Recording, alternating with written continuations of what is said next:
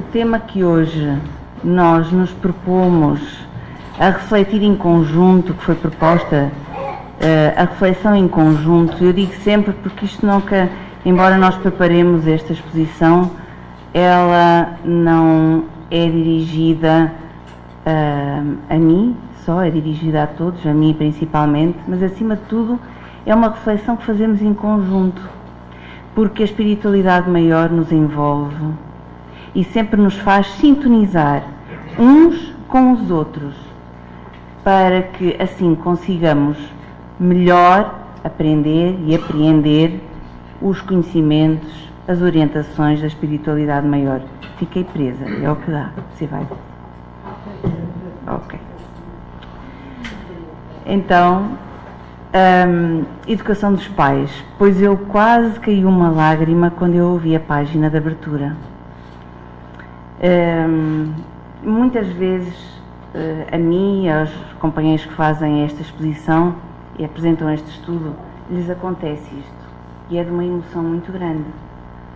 Porque nós temos a certeza absoluta que estamos a ser amparados, que estamos a ser guiados, que estamos a ser orientados, que a espiritualidade maior está aqui presente connosco, mas também com todos aqueles que puderam adentrar estas portas. E também que os espíritos que aqui são trazidos do outro lado da vida, por mãos benévolas, amorosas, trazem até aqui, e desde o início da exposição, que não são as minhas palavras, a vibração toda se conduz para o tema, e daí a mensagem de hoje de abertura. Vamos falar sobre educação dos pais e desafios para o lar. Este tema era um tema para umas jornadas de cultura e arte espírita, porque muita coisa há a dizer. Aliás, há 3 ou 4 anos, salvo erro, o tema da jornada de cultura e arte espírita que se realizou foi A Minha Família, o Mundo e Eu, de Raul Teixeira, psicografado por Raul Teixeira, do Espírito Camilo. E foi uma tarde repleta de palestrantes e mesmo assim só tocámos num cisco. Também é interessante ver que um dos livros que eu trago aqui como referência é Desafios da Vida Familiar. Aliás, fundamentalmente são 2 livros que eu trago na bibliografia, que são Desafios da Vida Familiar e Desafios da Educação. E Desafios da Vida Familiar foi trabalhado um ano inteiro pelo estudo aprofundado da doutrina espírita. É um livro fininho, não é um livro, um ano inteiro para um livro de 300 e para tal páginas, é um livro fininho. Não sobrou uma aulinha, foi tudo dado à justa. E se fizessem novamente um estudo, acredito que muito mais haveria a dizer. Eu aconselho a todos a lerem, porque nós, como vamos ver, nós precisamos de aprender como aprendemos um ofício, aprendermos os valores morais, a educarmos-nos. E, portanto, falar de educação dos pais nunca pode ser falar da educação de adultos, a partir dos 18 anos, pelo menos, que já não precisam da autorização dos pais para se casarem, ser um casamento formal ou informal, mas se juntarem. Quando falamos em educação dos pais, falamos da educação muito antes dessa idade. E quando falamos também da educação dos pais, falamos na junção de uma série de espíritos que vêm de outras existências em comum ou não, já tiveram existências em comum ou não, e que vêm aqui com um plano para que juntos possam aprender, possam resgatar dívidas do passado, uns possam ajudar os outros a crescer e a evoluir, porque a caminhada do nosso percurso é infinita e nós temos zilhões de encarnações e vamos ter zilhões de encarnações pela frente. E temos a oportunidade nesta que é a família, dentro do planeta, que é uma grande família, dentro do universo, que é uma grande família universal, nos 2 planos da vida, temos assim a oportunidade na família de poder assim ser a nossa maior escola de aperfeiçoamento moral e espiritual. É interessante porque foi-me pedido este tema, mas o tema da evangelização do grupo do Jardim, primeiro ciclo, segundo, terceiro ciclo e Jovens 1. Portanto, há um tema aglutinador na evangelização nestes 4 grupos, é a família universal. E, portanto, dentro da família universal nós temos que começar pela nossa. E é exatamente na nossa que nós vamos crescer e aprender. Mas, afinal, quando é que começa a educação dos pais? Quando um espírito se aproxima de uma mulher, se aproxima de uma mulher e de um homem, se aproxima de um casal, se aproxima de 2 seres, porque pela adoção pode ser, não ser só um homem e uma mulher, esse espírito tem, de certa forma, está relacionado com aquelas pessoas. E, portanto, vai se aproximando e vai envolvendo com o seu psiquismo aquela para poder haver, então, a reencarnação. Então, diria Camilo, com a psicografia de Raul Teixeira, que é desde a gestação que a educação começa. Porque a partir do momento em que aquele espírito se dá a reencarnação, a fecundação a gestação, aliás, a partir do momento em que se dá a gestação, todo o envolvimento do psiquismo daquelas pessoas que estão ligadas a ela. No caso, eu apresento aqui a fotografia de uma grávida, da mãe, todas as palavras, todas as ressonâncias vibratórias que existem no lar ou existem nas pessoas que estão à volta dela, deste ser que vai nascer, já está a ajudá-lo na sua encarnação. Porque se muitos vêm contentes para aquelas famílias, outros nem tanto. E, portanto, eles já estão ali a ser envolvidos pelas vibrações, amorosas ou não, e, portanto, a fazer parte dessa construção educativa. Mas Amélia Rodrigues diz-nos mais, na psicografia de Ivaldo Pereira Franco, que o homem será o que da sua infância se faça. Então, durante a gestação já se começa a educar, quando se ouve uma música suave, quando se fala para o bebê, ele ouve, ele sente a vibração. Quando nasce no período da infância, ele vai ao período mais favorável, por isso é que falamos tanto de evangelização, porque ele é o período mais favorável de seguir os exemplos que os pais lhe dão, aceitar aquelas coisas que é necessário corrigir, que os pais vão observando e vão corrigindo aos poucos, de se aperceber das orientações que lhe são dadas na escola e até no lugar onde frequenta o lugar religioso. Por isso, todos aqueles espíritos que nascem estão necessitados de ouvir falar de Jesus e, portanto, e de Deus. E, aos pouquinhos, numa canção, eles vão, neste período de infância, aprendendo e vão-se colocando aquelas, como se fazem nas roseiras, que se endireitam as roseiras. Neste período é o período em que melhor se endireita aquele troçozinho que vem, já começa a dar inclinação para a direita e para a esquerda e em frente. E este vai ser um dia o pai, se já não foi noutra encarnação, ou um filho.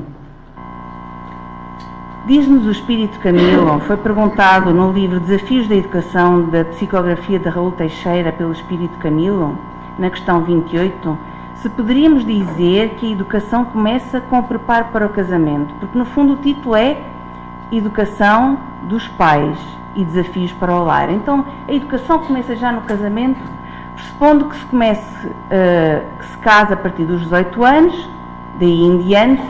Será que a educação começa no casamento?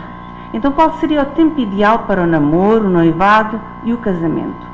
Se nós pensarmos assim, aqui a educação começa no preparo para o casamento, então eu diria assim, os pais preparam só na altura do casamento os seus filhos para lavarem os dentes 2 vezes por dia, para tomarem banho 1 vez por dia, para saber como é que se sentam à mesa? Não. Então, se não preparam para isto e começam logo desde pequenino, é que está a fazer ressonância. Vou pôr assim mais para trás um bocadinho, né?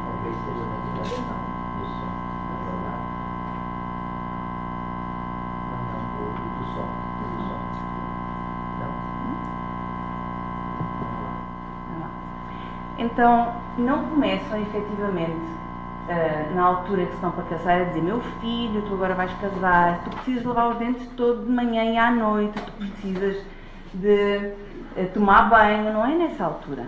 Então, se não é nessa altura, com certeza não será na altura do casamento que se dará essa educação.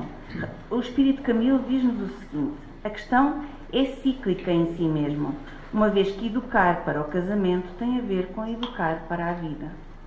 Então é exatamente educar para a vida que todos os pais começam a fazê-lo desde a gestação. E aqueles que não têm a oportunidade de ser na gestação, porque são pais de coração, são pais de adoção, são pais de acolhimento, são pais de cuidadores de outras crianças, aí começa nessa altura a educação. É prepará-los para a vida. E diz-nos mais resumidamente o Espírito Camilo: os indivíduos deverão ser educados para que saibam viver.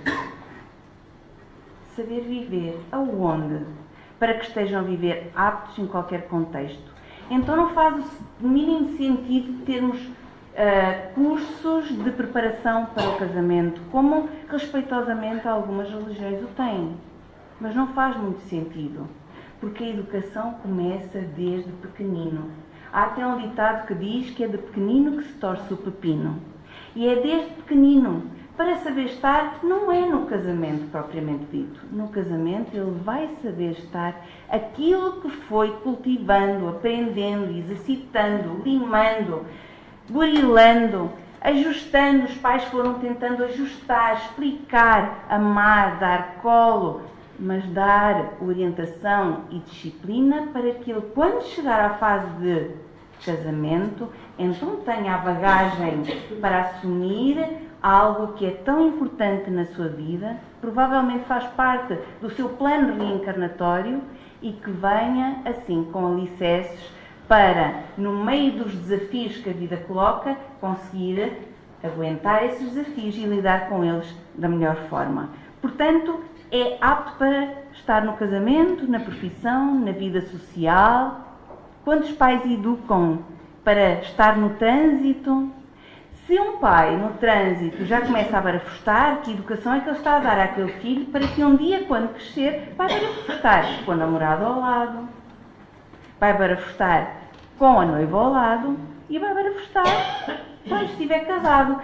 Se o salto para o casamento for muito grande, provavelmente ela só vai dar conta quando estiver casada. Porque ele, quando está no namoro, porta-se ali muito bem. E depois é necessário tempo. Tempo para melhor apercebimento um do outro.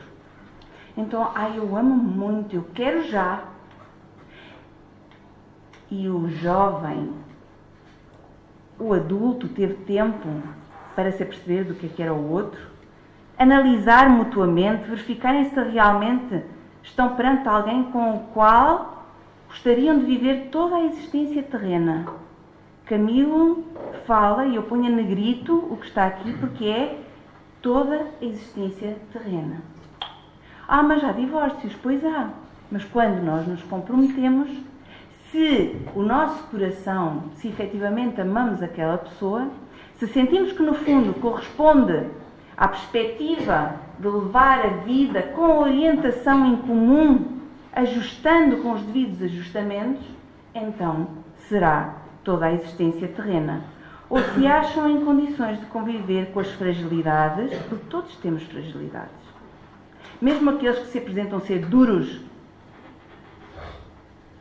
A mim nada me emociona. Eu sou dura, nada me abate. Nós todos temos fragilidades, porque somos espíritos imortais com muitas imperfeições.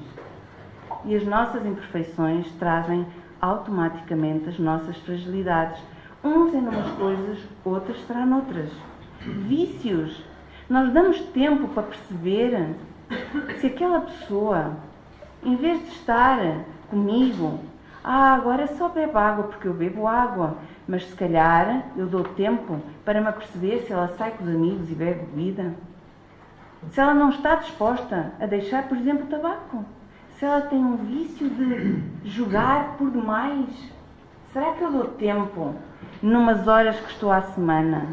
Ou que seja, o fim de semana, eu estou com aquela pessoa o fim de semana inteiro. Ok, eu só tenho 4 fins de semana por mês. Será que é tempo suficiente? Então temos que dar tempo. Não há um tempo fixo, mas temos que dar tempo para nos apercebermos ao máximo do que o outro é, de hábitos que tem. O meu marido sempre deixa a tampa da sanita. Será que ele deixava antes? Será que eu me apercebi que ele deixava antes e eu tive tempo para me perceber que ele deixava antes? Isso irrita-me. Por exemplo, ele irrita-me que esteja constantemente no Facebook à refeição. Será que eu dei tempo para me aperceber disso? Eu não gosto de nada quando ela está com as amigas ao telefone. Tem um hábito, corta o nosso tempo para estar com a amiga. Quando a amiga liga, será que eu dou tempo para me aperceber isso? Manias. A mania da limpeza. Será que eu dou tempo para ver se ela tem a mania da limpeza demais? Ou se gosta de passar uma tarde no centro comercial, no hipermercado, enquanto eu prefiro ir ali ao pertinho, tirar a comprinha do que passar a ver prateleiras e prateleiras. Isso aborrece-me, irrita-me, ao ponto de elegir virtudes, porque não são só defeitos, do outro, sem atormentar-se e sem atormentar. Ou seja, é o tempo que eu necessito para conhecer o outro, para que no meio das fragilidades que todos temos, vícios, todos temos, hábitos daqueles que o outro não gosta, todos temos, somos diferentes, manias, todos temos as nossas, porque somos seres singulares, somos filhos únicos. E as virtudes também temos as nossas, e isso também cativa muito o outro, a outra alma, para não me deixar atormentar e não atormentar os outros, não passar a vida porque tu és assim, porque tu és assado, porque assim, porque quando eu namorava não era assim. Será? Então, se já vimos que não é no casamento, também é perguntado ao Espírito Camilo, na questão 29 do mesmo livro, qual a função, então, do período de namoro, noivado e casamento? Bem, já dissemos aqui algumas. É preciso ter tempo para conhecer. Já dissemos que é preciso, além de conhecer o outro, também ter maturidade. Mas é preciso estabelecer, então, ele reforça contacto mínimo. Ou eu diria, o mínimo de contacto. Porque às vezes, hoje em dia, quase que se namora pelo telemóvel. Manda-se mensagem, manda-se mensagem, manda-se mensagem. E será que nós temos tempo para conhecer o outro e contactamos efetivamente? Partindo do conhecimento mais periférico, ou seja, mais exterior, diz-nos Camilo, que envolve os modos. Não gosto nada, ela fala demasiado alto. Diz palavras que eu, para mim, fui ensinada a dizer que aquilo não se diz. Gostos. Eu gosto mais. Para mim, férias, ninguém me tira a praia, nem a brincar, que eu venho com bronzezinho. Ninguém me tira a praia. E a mim, praia, eu não ponho lá o pé. Ninguém me tira a montanha. Beleza plástica, que obviamente é um ponto de atração, certo? Para unir duas almas, obviamente. Não fosse a beleza um dos atributos do Criador. As falas, a forma como se fala, etc.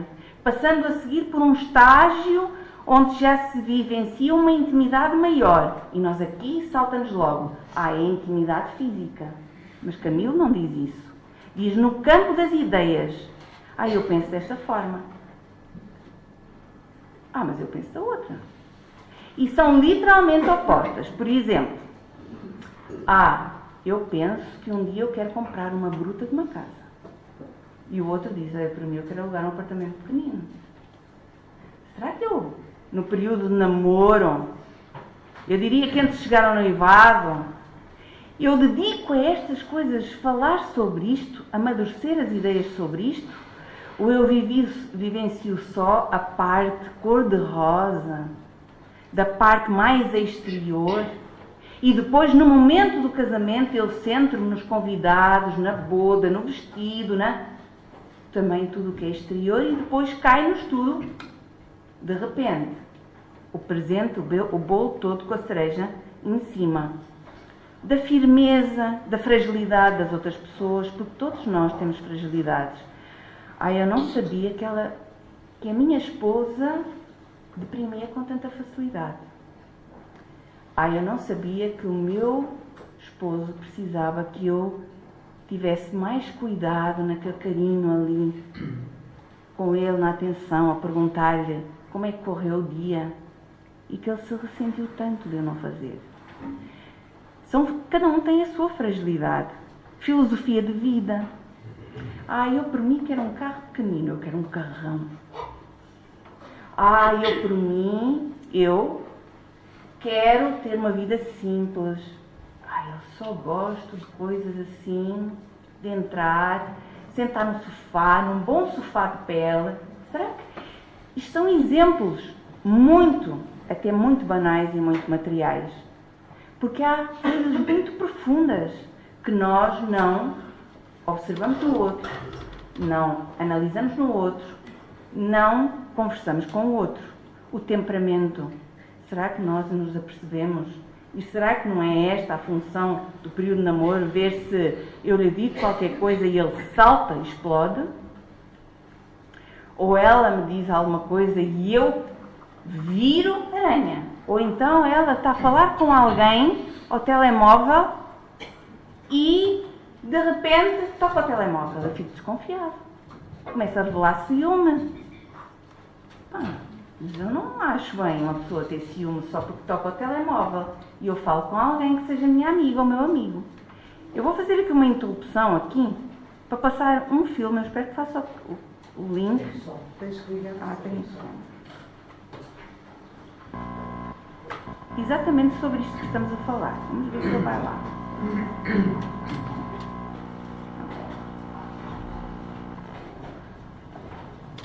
Posso tirar uma foto sua?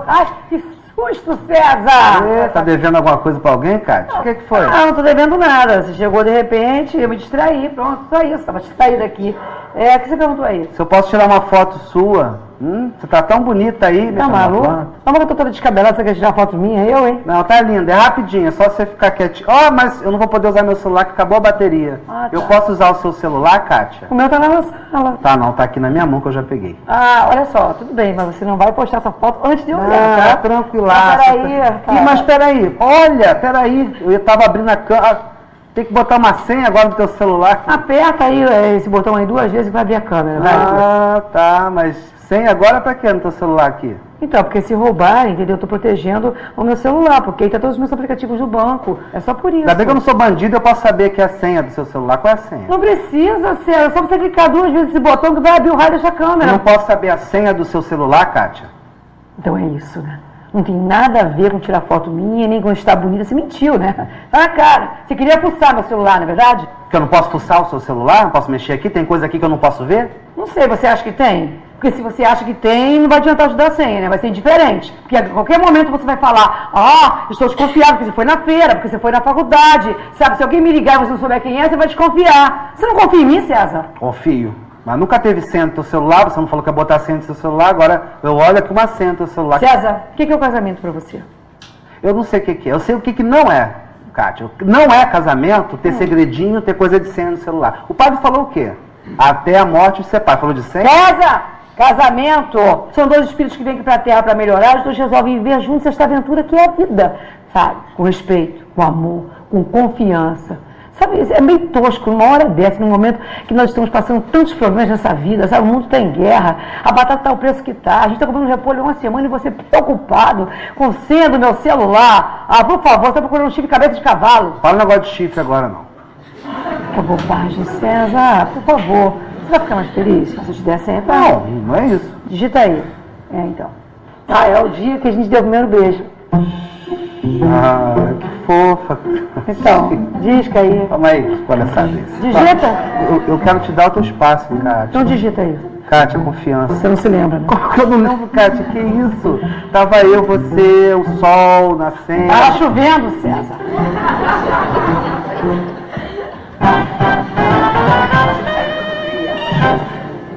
Qual foi o dia, César? Julho. agosto, janeiro, fevereiro, novembro, dia 13, 25, dia 2, 16, 7, 18, 9, 18 de novembro.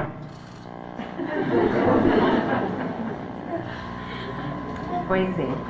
Então, aqui já tem muita coisa, não é, nesses amigos da luz, porque será que nós sabemos estas coisas que também são particulares e que são importantes nós guardarmos no nosso coração, mas também na nossa memória? E se não for na nossa memória, a memória do celular, para guardar datas importantes. E depois tem o ciúme, não é? Que é uma das coisas muito complicadas. Eu, como professora, vejo isso até nas escolas, não é? E muitas vezes dá agressividade com os alunos que logo no namoro começam a ter ciúmes. Ciúmes se a menina manda uma mensagem, se o rapaz manda uma mensagem. Então isto é uma questão muito pertinente que Camilo traz aqui. Temperamento, então, ocasião em que deverão pôr as cartas na mesa. Então não há nada como pôr as cartas na mesa. Eu não jogo. Pois não se trata de jogar, é pôr as cartas na mesa. Não é? Não há que ter vergonha. E não há que dizer, eu não vou mostrar isto porque ele pode não gostar de mim. Eu não vou mostrar aquilo porque ela, se calhar, olha para mim e diz, não, nada disso. O que é que vale pôr uma capa de mostrarmos aquilo que não somos ou ocultarmos aquilo que somos para depois, mais tarde, isso vai tudo ao de cima? Porque ninguém consegue pôr uma capa o tempo todo, no sentido de definirem posturas para o casamento. Então, o namoro é a altura em que, ok, percebi, vamos definir posturas para o casamento. Condutas perante a questão profissional da mulher. Quantos homens dizem assim? Hoje em dia eu acho que a maior parte já deixa a esposa trabalhar. Sim, não, a grande maioria tem evoluído. No entanto, trabalho à noite para o escritório. Fazer o quê? Eu trabalhei durante muito tempo, dava aulas de dia e trabalhava no escritório à noite até às 2 da manhã. Num gabinete de arquitetura. Então, qual é o problema? Então nós temos que, não há problema nenhum, desde que os dois, certo? Agora, se um não entender isso bem, é preciso conversar, é preciso amadurecer ideias. O ajustamento religioso do filho. Eu sou, e eu podia dizer outra religião qualquer, não me levem a mal, mas por exemplo, como é que é mais familiar, eu vou dizer esta. Eu sou católica, eu vou à missa, eu comungo, eu participo de tudo e eu quero um dia que os meus filhos vão. E eu sou espírita, eu não vou à missa, eu não, etc. Então, qual é o problema? Pode não ser nenhum. Mas há que haver esse ajustamento e esse diálogo, que é para não caírem as bombas. Não é? Na altura em que termina o happy end, que é a lua de mel, e depois começa a vir tudo ao de cima, em razão de possíveis diferenças do casal. Então, diz-nos Camilo, ainda no mesmo livro, que ninguém prepara realmente ninguém para enfrentar a vida de casado. Ninguém. Nós vamos preparando ao longo da vida, ganhando maturidade e recebendo dos nossos pais a orientação e do meio que nos envolve para enfrentar a vida de casado, senão ao longo de uma existência de boa vontade, porque desde pequenino é preciso ter boa vontade para aprender, e quando é maior é preciso ter boa vontade para estar no casamento e às vezes beber um copo de água. Mas também é necessário no namoro dizer, eu não gosto disto. E vou dar outro exemplo como professora. Há muita agressividade no namoro, na adolescência. E é entendido como, é uma brincadeira dele, ou é uma brincadeira dela. Não é brincadeira dele, nem é brincadeira dela. Então é necessário ter boa vontade e ter diálogo. Os pais devem fazer um esforço por dialogar com os seus filhos, para que eles expliquem o que se está a passar, tenham a vontade para dizer, está-me a acontecer isto, hoje o não sei quantos, hoje fez-me isto, para lhe poderem explicar que isso não é normal. e disciplinas. E que disciplinas são estas? Não é de português, não é de matemática, mas é disciplinas da vida. É a disciplina do respeito, da boa vontade, é a disciplina da boa educação, é a disciplina do saber estar. Então, é muito importante. E não vamos fazer aqui como o Calvin and Hobbes, porque o Calvin, que é assim mais travesso, diz assim: não quer ir para a escola, e este que é o momento em que está para a semana a escola à porta, para os jovens, para as crianças. Ele diz assim: não quero ir para a escola, não quero aprender mais nada. Parecemos nós às vezes. Eu não quero saber disso. Não quero aprender mais nada. Eu já sei mais do que preciso. Gostava mais das coisas quando não as entendia. Quantas vezes eu digo: mas porquê que eu entendo isto na casa espírita? Quando eu não entendia era muito mais fácil. A verdade é que eu estou sendo educado contra a minha vontade. Estão violando os meus direitos, diz ele. Olha, quantos meninos pequeninos dizem isso? E ele, o Hobbes, diz: permanecer ignorante é um direito? Pergunta ele. Não sei e não quer saber. Portanto, é efetivamente um direito e ele não sabe, nem quer saber e descarta-se e segue em frente. Então, o Calvin não está com boa vontade para aprender, porque aprendendo, seja o que for, ele tem que se ir ajustando e evoluindo. Diz-nos agora no Desafios da Vida Familiar, também do Espírito Camilo, de Raul Teixeira, que é com o casamento formal ou informal. Sim, porque eu posso não me casar por aquilo que habitualmente é o tradicional. Ah, mas eu não tenho possibilidades e não quero despender dinheiro numa casa e vou viver com a minha namorada para a casa dos meus pais. Será que isso não é considerado um casamento informal ou é só: eu vivo lá em casa com a minha namorada, que lindo, que suave? É uma grande responsabilidade na mesma. É a responsabilidade de duas almas que se juntam, seja em casa dos pais ou na sua própria casa, que tem início no mundo a construção da família. Portanto, é com o casamento. E seja o casamento entre pessoas de sexos diferentes, seja o casamento com pessoas do mesmo sexo. A partir desses compromissos, o egoísmo pode encontrar os elementos educacionais capazes de o desmontar. Portanto, o egoísmo pode encontrar os elementos da mesma forma que o amor encontra os elementos educacionais para educar, para se irem educando e para educar os filhos. Também o egoísmo. Ela pensa assim, mas eu não penso, eu não cedo. Quem manda aqui sou eu e eu quero desta forma e é assim que se faz. Isto, entre outros exemplos, o meu egoísmo pode fazer encontrar os elementos educacionais para tudo ir abaixo.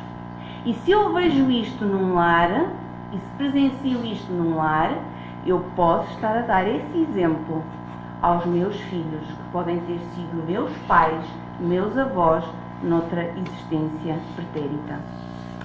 Vamos aqui aos desafios para o lar. Há muitos desafios. Eu vou falar particularmente de 3, há muito mais, porque não dá, há muitos desafios para o lar. Se nós somos espíritos imortais num planeta de provas e expiações, os desafios são muitos. Então vamos começar por pressão capitalista e consumo, sem dúvida. Desde a Revolução Industrial, e já falámos aqui, que a mulher saiu para trabalhar. A partir do momento em que a mulher saiu para trabalhar, deixou de acompanhar tanto os seus filhos.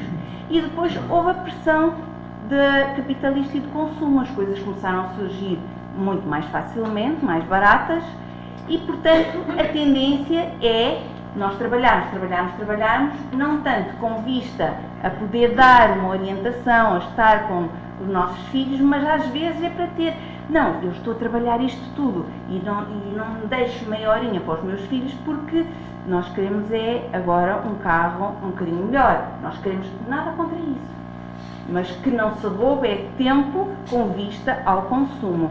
Tudo tem que ter bom senso, nem sempre adultos e maturidade.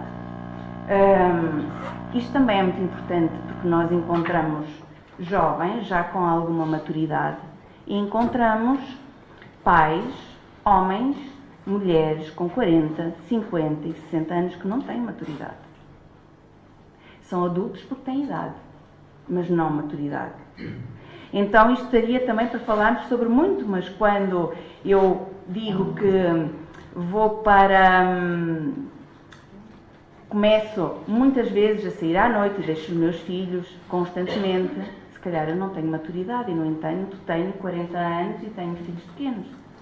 Consciência de liberdade é aquilo que nós muitas vezes passamos aos nossos filhos. Eu agora vou aqui, vou lá, deixo os meus filhos. Porquê é que eles não vão ir? Porquê é que eles não vão frequentar a discoteca logo a partir dos 12 anos? Porquê é que eles não vão ir ao baile? Porquê é que eles não vão ir à viagem de finalistas logo no 9º? Bem, já foi há uns anos que eu andei no liceu, mas eu, no meu tempo, nem sequer 12º ano havia. E agora está no 12º ano, já vai para o 9º, qualquer dia, chega ao 6º ano, já é finalista do 2º ciclo. E vai a uma viagem de finalistas. Então, qual é a consciência de liberdade que eu estou a dar? Porque tem que vivenciar isto. Faz-lhe bem, faz-lhe bem. Porque há coisas que nós devemos alertar os nossos filhos, mas há uma idade para tudo. Falta de tempo. Falta de confiança, autoridade, currículo e separação ou divórcio. E não explico estas porque deixo para um especialista um texto que é muito significativo, que é o psicólogo Eduardo Sá. Ele é psicólogo, é psicanalista, ele é escritor e diz-nos o seguinte sobre a falta de tempo. Eu digo no final a referência, eu aconselho a todos que são pais, avós, tios, a consultarem o blog dele. É um site blog que tem por temas, e este é, no caso, é o tema dos pais. E ele tem uma publicação que é Melhores Pais com Menos Tempo. É possível? Então vamos ver se é possível e o que temos que fazer. Precisamos de tempo para crescer, de tempo para nos conhecermos. Afinal, Camilo estava certo. De tempo para amarmos. Também está certo. E de tempo para aprendermos a ser pais. Tanto tempo quanto aquele que as crianças, elas próprias, precisam para aprender a ser crianças. As crianças têm que ser crianças. Tudo o que é muito precoce, porque elas já, em vez de estarem a brincar com os amigos, elas estão no Facebook com uma identidade que muitas vezes são os pais que lhes criaram, porque elas não podem aceder antes dos 18 anos, elas também têm que ter tempo de ser crianças. E os pais têm que ter tempo para se conhecerem. E diz mais, uma boa meia hora de mãe ou de pai, 2 vezes ao dia, é vitamina do crescimento e torna-as saudáveis. Então, será que é preciso o dia todo como era antigamente? Não, nós sabemos que não. As mães, antigamente, tinham mais disponibilidade. Mas isso também não queria dizer que tivessem, ao ter mais disponibilidade, tinham mais qualidade de tempo. É preciso, meia hora 2 vezes ao dia, com qualidade de tempo, para que isto seja uma vitamina. Eles ganham, mas, desculpem, eles ganham se puderem brincar todos os dias. E, de preferência, que um bocadinho desse tempo se faça na companhia de um dos pais. Então, as crianças precisam de brincar todos os dias. Isto para dizer aos pais, na educação dos pais, que não é bom educar os seus filhos, pais, para que eles saibam tudo, de tudo, precocemente. Para que eles sejam os atletas brutais, para que eles saibam falar inglês, francês, espanhol, para que eles ainda por cima sejam bons em artes e de segunda à sexta-feira eles estão ocupados até às 8 da noite, quando a seguir ainda vão jantar e a seguir ainda vão fazer os trabalhos de casa. É bom que tenham a companhia dos pais. A escola educa, faz os possíveis, mas a principal função é dos pais, educar. Se os pais vierem com educação desde pequenos e orientados, mais facilmente a engrenagem da educação dos seus filhos será mais fácil. Elas ganham se o jantar se der em família, com algum tempo. Ora, aqui está uma coisa muito interessante. Sem televisão, sem tablets, mas não é de chocolate, é daqueles que se carrega com o dedo. Sem brinquedos e sem que os pais se sintam permanentemente chatos porque o dia hoje, e porque me aconteceu isto no trabalho, e porque eu desfilo ali um rol de queixas na hora em que eu estou com meus filhos a jantar. A resmungar e a arrepender. Para quieto! Eu brinquei com eles antes, eu estive um bocadinho com eles antes, eu só sei chamar a atenção. Eles, a dada altura, entram a 10 e saem a 1000 e ficam extremamente revoltados. Porque eles não é dedicado tempo, mas é repreendido sempre. Elas ganham, se a seguir ao jantar existir um pouco de sala de estar, para que a conversa fique em dia e para que todos se sintam uns aos outros. Sentir. Porque não é o saber o que se passa com o meu filho que está na escola, com o interrogatório. O que fizeste? Que notas tiveste? Brincaste com quem? Isto não funciona. Com ninguém.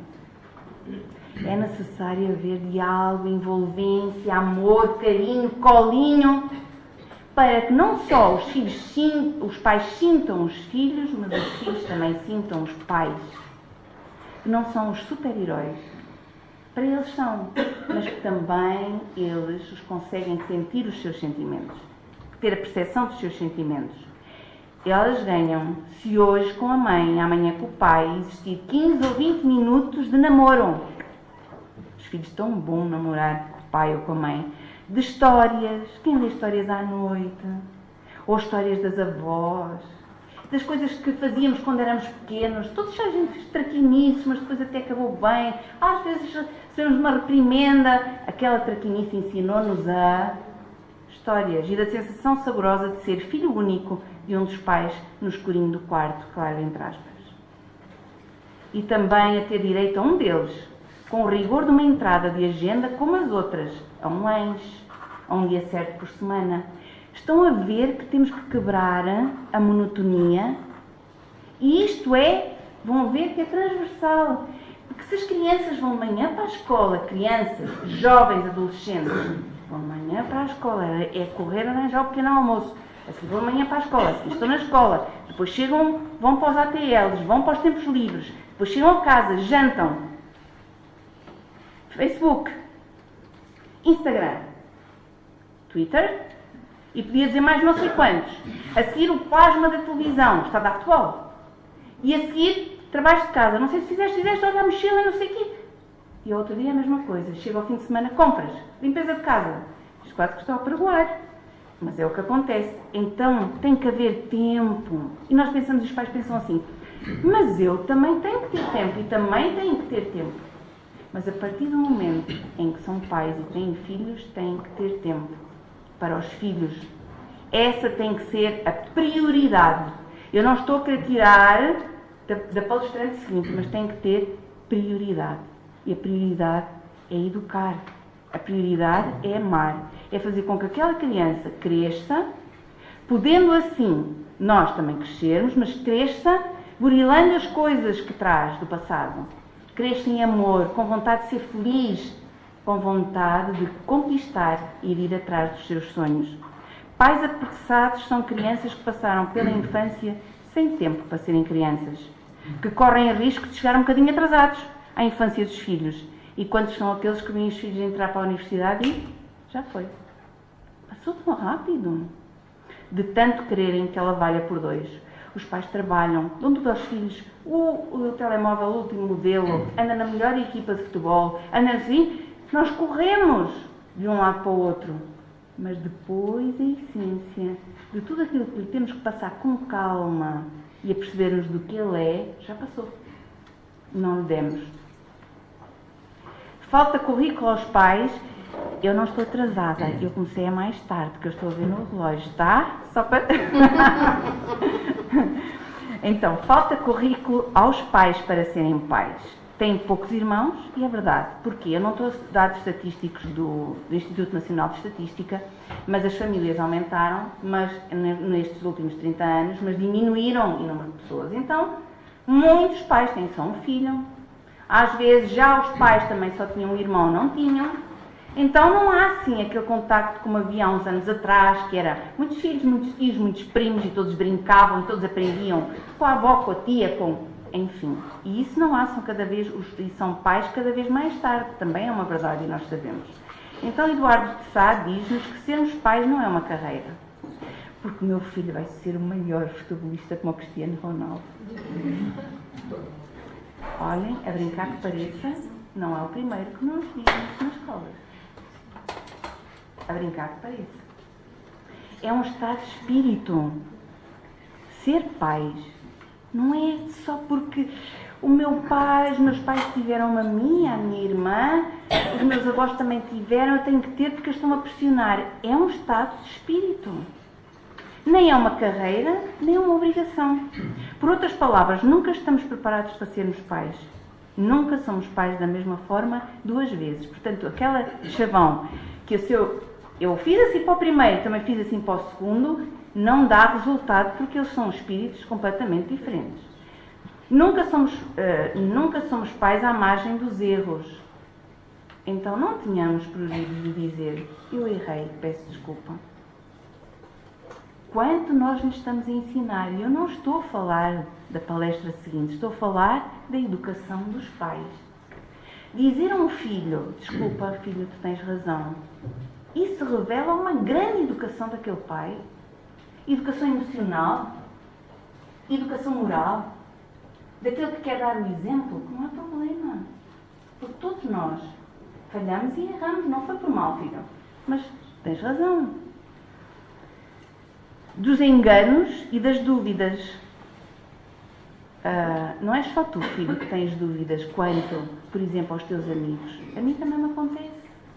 É diálogos assim que eles precisam, que eles necessitam. Hoje não há o sim e o não, como na era. Nós estamos a evoluir. E, portanto, como estamos a evoluir, também todos aqueles que reencarnam necessitam de outros métodos, de outras formas, de outra pedagogia. Nunca somos pais se andarmos sempre à procura de nos certificarmos daquilo que somos capazes de fazer de cada vez que somos pais. Há pessoas que fazem qualquer coisa e vão perguntar ao médico, ao psicólogo, fiz bem? Estou com... mesmo? Não há, doutor? Com a insegurança.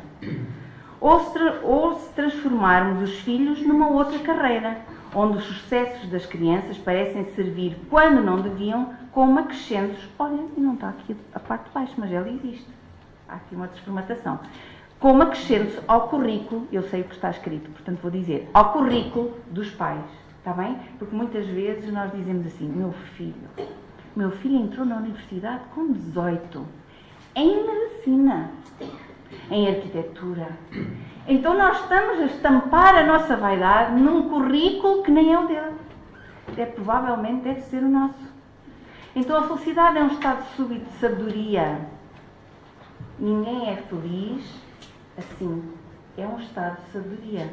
Em função da comunhão, e estamos a falar aqui dos pais, a que pelo menos 2 pessoas conseguem chegar quando confiam as suas diferenças à mesma vontade de se ligarem entre si. Portanto, é necessário ter sabedoria, para isso é necessário ter maturidade para confiar as suas diferenças à vontade que têm de se ligarem entre si numa existência. Uma família não é um lugar onde se mora. Eu não vou para casa, para a minha família. Não é a casa que é a minha família, não é o lugar onde se mora. É o lugar onde ansiamos por chegar. Eu vou para casa, estar com a minha família, abraçar os meus filhos, dar um beijão no meu marido. Não é beijão? Família é peregrinação, é um caminho que se faz.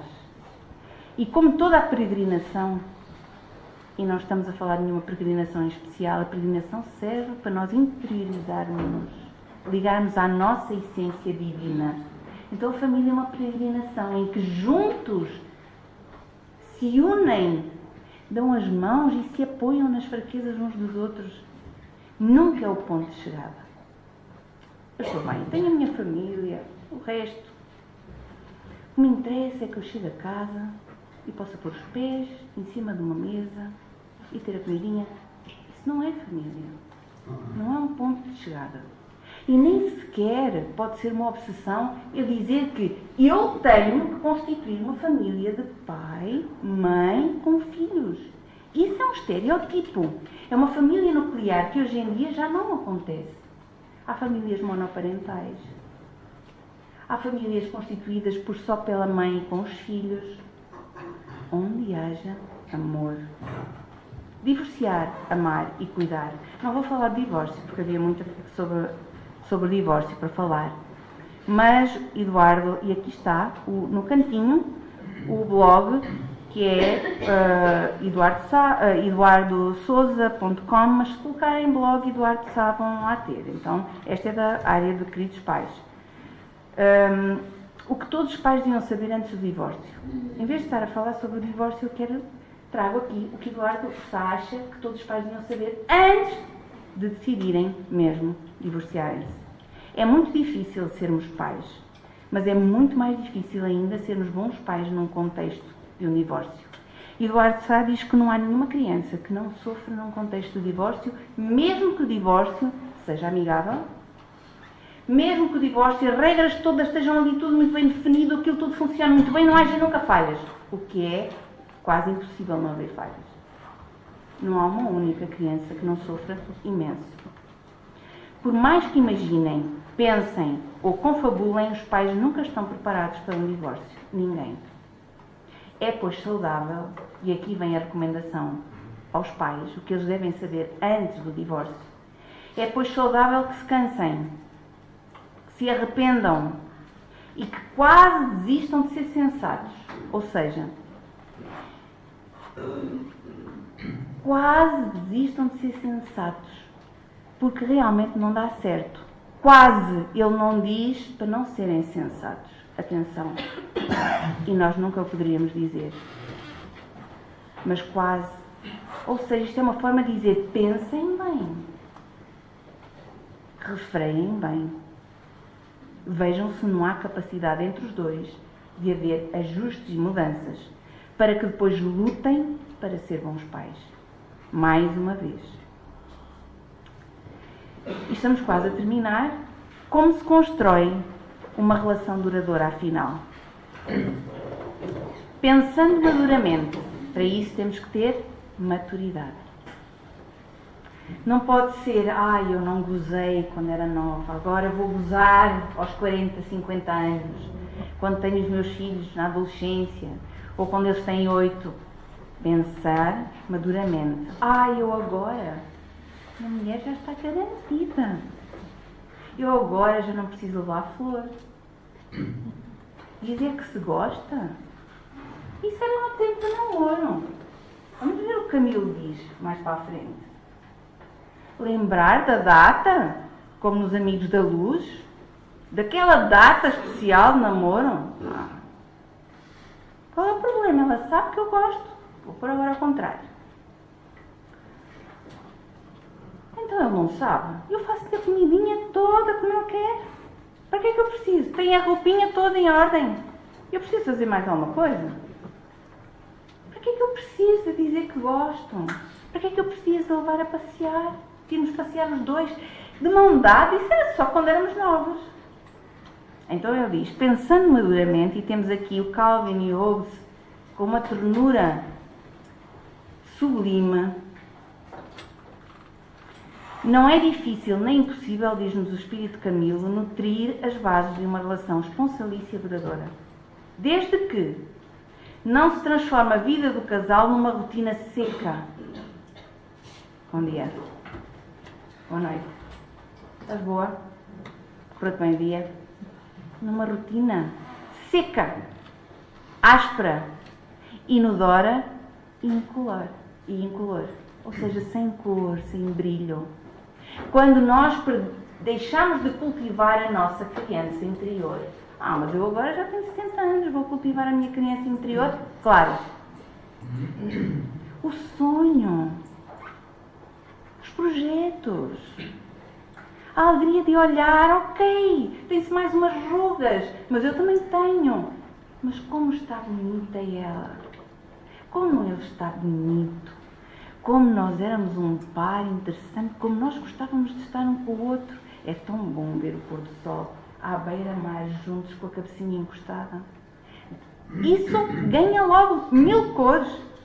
Pragas que surgem como insetos da indiferença que voejam em torno das almas egoístas. Porque só uma alma egoísta é que acha que não vale a pena já. Eu já nem me lembro.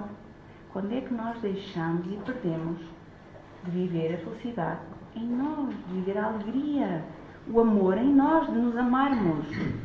Quando é que nós queremos encontrar a paz? Porque só assim é que encontraremos o casal. Nos desafios da vida, no tumulto da existência da vida, onde muitas provas nos são colocadas porque somos ainda espíritos imperfeitos no mundo de provas e expiações.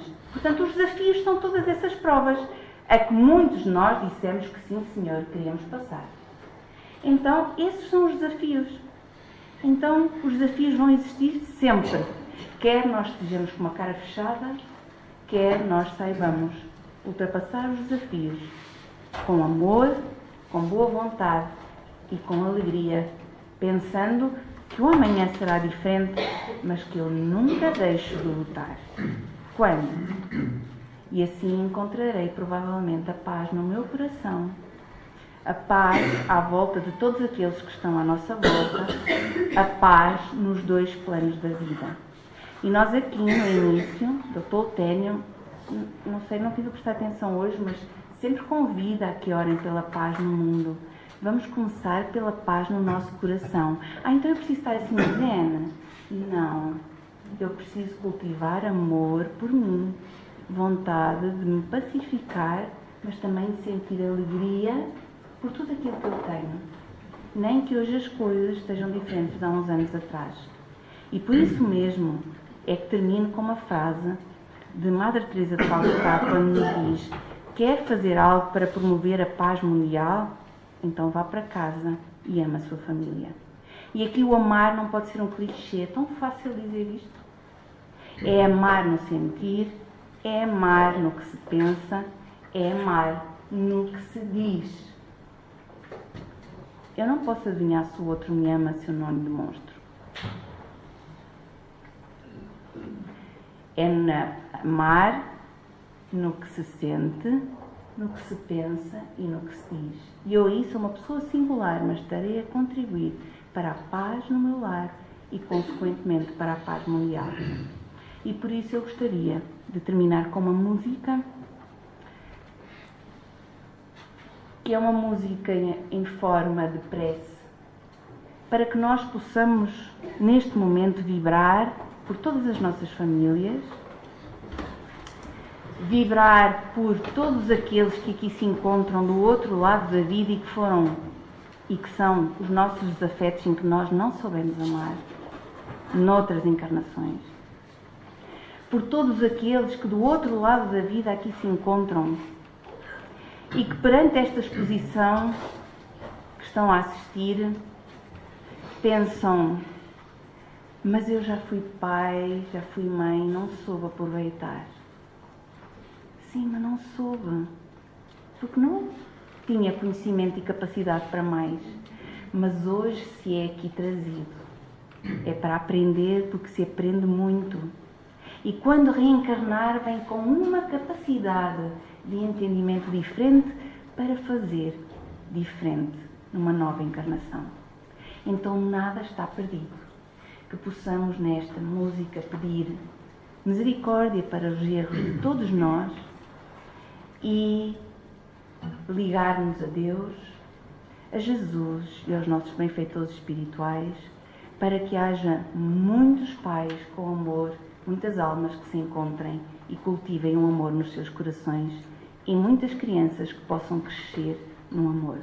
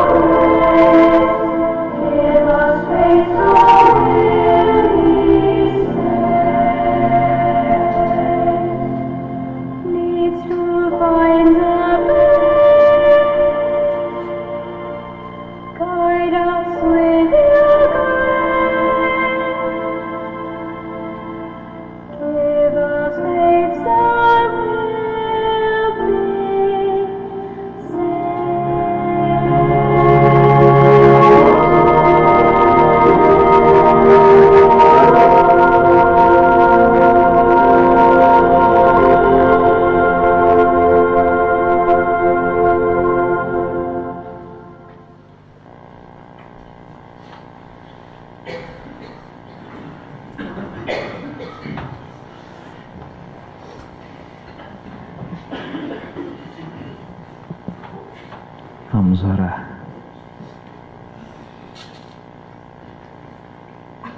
Querido amigo Jesus, quanta alegria, quanta paz aqui recolhidas. Obrigado, Senhor, pelo dia que se foi, pela noite que chega, pela madrugada que virá. Obrigado, Senhor, pelo pão, pelo trabalho, pelo repouso, pela família, pelo lar, pelos amigos, pela tua mensagem, a boa nova, que inunda de flores as nossas almas, sedentas, sequiosas, de alegria e de renovação. Neste mês, doce amigo Jesus, em que inúmeras atividades em nossas vidas, na terra, recomeçam.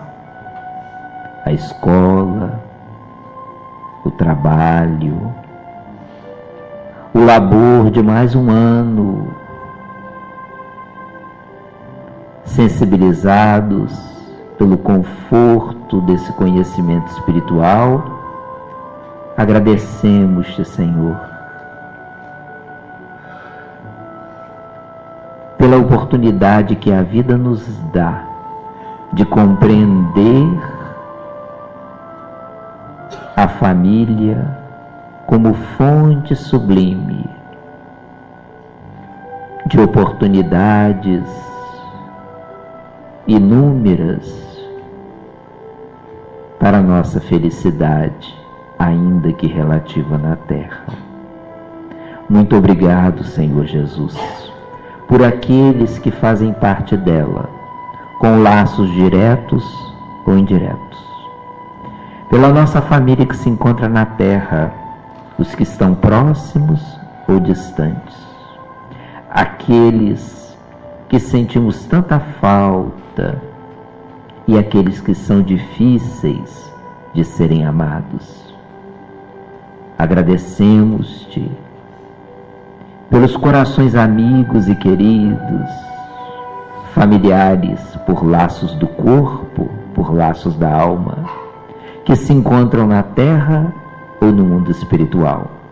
A educação, a orientação, o tempo que para nós tiveram e que agora, Senhor, domiciliados no mundo espiritual, recebem a nossa oração, a nossa gratidão e o nosso reconhecimento pelo inúmero bem que nos proporcionaram. Mas na nossa oração dessa noite, nós queremos também, conforme é assertivo do teu Evangelho, orarmos por todos os corações familiares que se encontram na terra e no além, mas que em nossa memória não registramos por horas. Lembranças doces, afáveis e queridas. É possível, Senhor, que muitas dessas dificuldades tenham nascidas em nós ou neles. Nada disso agora importa, anunciar a nossa disposição de coração aberto, agradecê-los e rogar para que desfrutem do arrependimento, do remorso, da renovação, da coragem para recomeçar, aonde quer que se encontrem, uma vez que nesses desafios também nós acertamos e enganamos-nos algumas vezes. Por isso, Senhor Jesus, vem abençoar-nos nesse início de setembro de 2019.